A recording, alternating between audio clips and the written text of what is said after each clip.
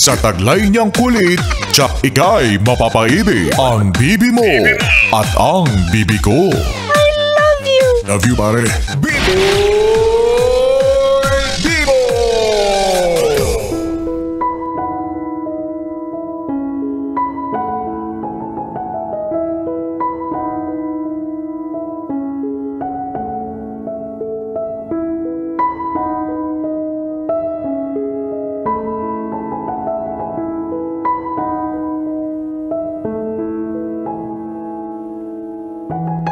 Bibi, sariwa pa ba sa alaala mo yung unang beses na tumibok ang iyong puso para sa isang tao?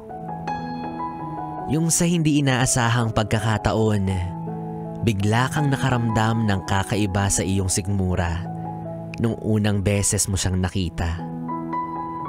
Para sa'yo, ang ikot ng mundo ay tila bumagal. Kasalungat ng pagbilis ng tibok ng puso mo na para bang hudyat ng pagmamahal. Maraming tao sa paligid, ngunit ang baling ng iyong mga matay sa kanya lang nakamasid. Kinakabahan ka na ewan, pero kasabay nun ay ang kapanatagan na nasa iyo ng harapan ang taong makakasama mo magpakailanman. Namataan kang tulala dahil tila may anghel na bumaba sa lupa at para bang sinasabi ng mga ibon at hangin na yan na ang taong habang buhay mong mamahalin. Batid mo sa iyong sarili na siya ang unang nilalang na nagparamdam sa iyo ng totoo pala ang pagmamahal.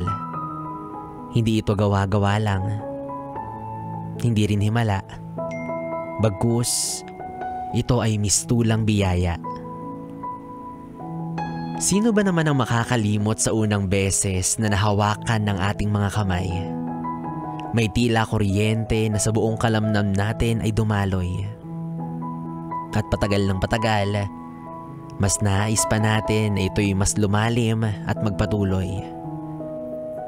Kasabay rin ng unang halik na talaga namang nakakasabik at sa alaalay mo'y hindi kukupas at lagi mong ibabalik. Sana nga siya na ang una't huli mong pag-ibig. At kung sakali man na hindi ito manaig, alam kong hindi mo kailanman malilimutan ang pagkakataong ang puso mo ay tuluyan ng nabuksan.